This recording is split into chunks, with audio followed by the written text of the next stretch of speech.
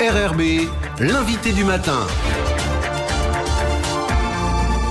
Bonjour Elisabeth Noir. Bonjour Nicolas. Et ce matin, vous recevez le général Marietti qui est donc de retour sur le territoire.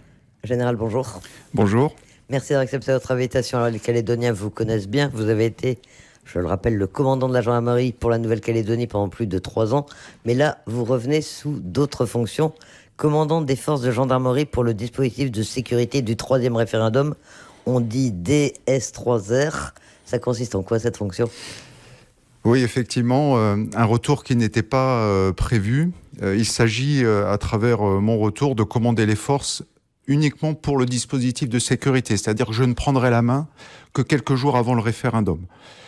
Actuellement, ma mission, c'est de finaliser l'arrivée des renforts, la projection stratégique, et puis de finaliser la mise en place des moyens et la définition de la manœuvre sur le terrain. Donc quand vous avez quitté vos fonctions en juillet de cette année, vous ne saviez pas que vous alliez revenir pour la fin de l'année pour le référendum ? Non, je ne m'y attendais pas.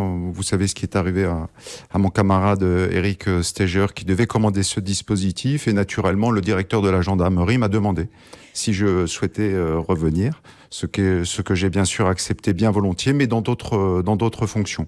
Et puis cette fonction me permet au colonel Spinetta qui commande la gendarmerie pour la Nouvelle-Calédonie, de se concentrer sur sa tâche. Et moi, pour ma part, je suis libéré de ces contraintes du quotidien, de la sécurité publique et des autres missions qui incombent naturellement au Comgend. Et on peut penser que c'est votre expérience des 2 premiers référendums de 2018 et de 2020 qui vous ont désigné pour ce commandement ?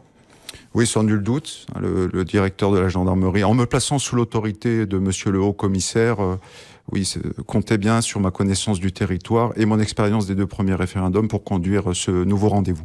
Alors concrètement, la gendarmerie va être fortement renforcée. On parle de l'arrivée de plus de 1400 gendarmes sur le territoire.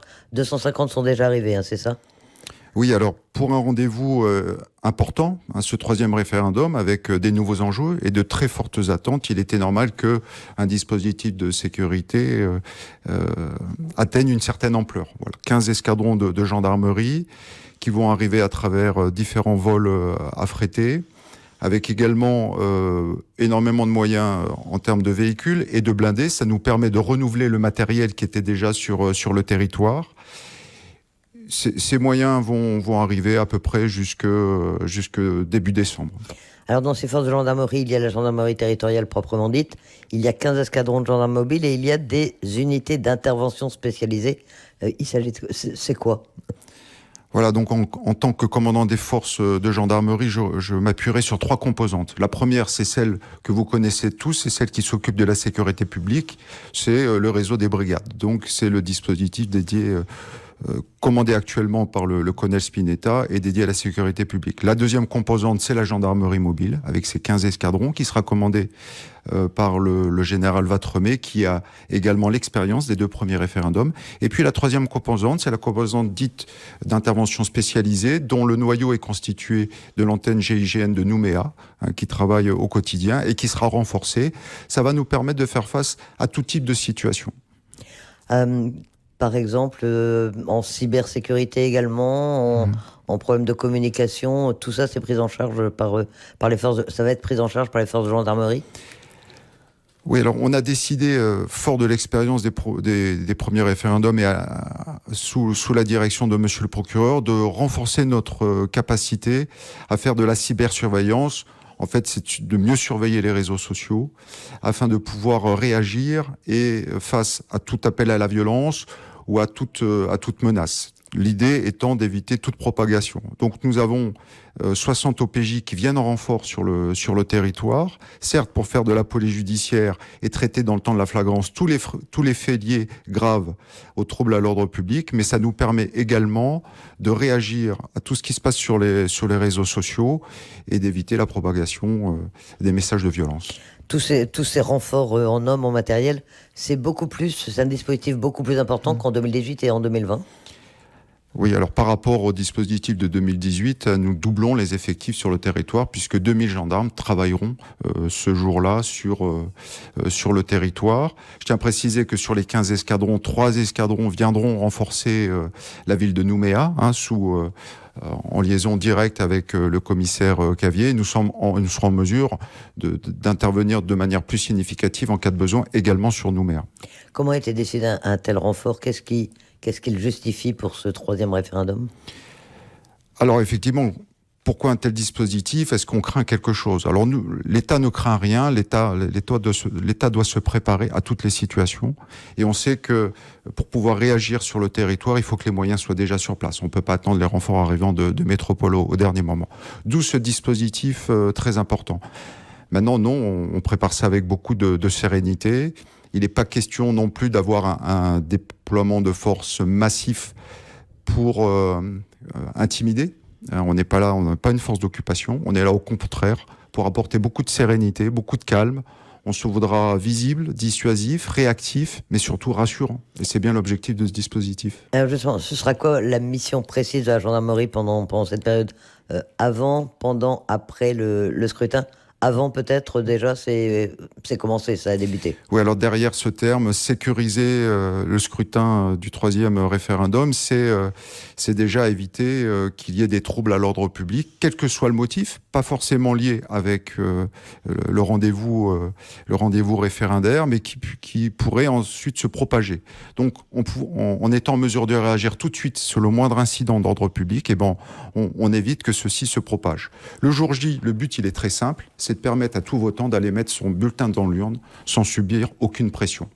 Alors, il ne sera pas question d'aller faire la course aux drapeaux qui seront déployés à Nouméa ou ailleurs autour des bureaux de vote. On veillera à ce que les regroupements de personnes ne constituent pas ni un tunnel, ni un barrage infranchissable où les personnes allant voter aient le sentiment de subir une pression, comme ça a été vécu en 2020. Et ça sera là notre objectif. Et puis, bien sûr, on s'attend à l'annonce des résultats, quels qu'ils soient, qu'il y ait une partie de la population qui soit mécontente, et il faut être là, présent, pour pouvoir réagir à ce type de situation. Vous parliez des bureaux de vote, une présence particulière dans les bureaux de vote délocalisés qui sont prévus à Nouméa? Oui, monsieur le commissaire, en lien avec le commissaire Cavier et les autres élus, ont veillé à ce que les bureaux de vote délocalisés aient un autre emplacement. Ils étaient tous regroupés lors du 2e référendum, ce qui n'était pas la meilleure solution pour l'apaisement, pour éviter des regroupements de personnes. Là, ils seront un peu plus dispersés dans la ville de Nouméa, et c'est bien mieux. Une question très, très pratique, tous ces renforts, comment ils vont être acheminés, comment ils vont être hébergés, nourris, combien coûte tout ce dispositif? Très bien. Oui, on a veillé à ce que l'arrivée des renforts ne vienne pas empiéter sur les capacités d'accueil sur les vols dédiés aux Calédoniens. Donc ce sont 6 vols affrétés supplémentaires. C'est la compagnie Air Calin qui a décroché le marché, donc qui plus est, c'est un bon retour sur investissement pour le territoire, c'est une très bonne chose. Tous nos renforts sont vaccinés. Évidemment, tous nos renforts respectent la semaine d'assignation à domicile sous surveillance du service de santé des armées qui nous apporte une aide significative dans ce domaine-là. Et nous sommes répartis soit dans des hôtels, soit dans des casernes pour ne pas prendre de place pour les Calédoniens qui vivent sur le territoire. Alors combien ça coûte?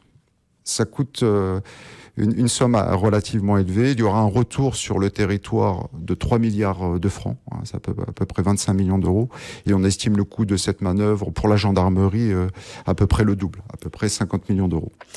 Des renforts pour la sécurisation du 3e référendum, et après, qu'est-ce qui se passe? Est-ce que le calendrier de départ est déjà prévu, et sous quelle forme? Alors, tous ces renforts ont vocation à rester sur le territoire tant que la situation l'exigera.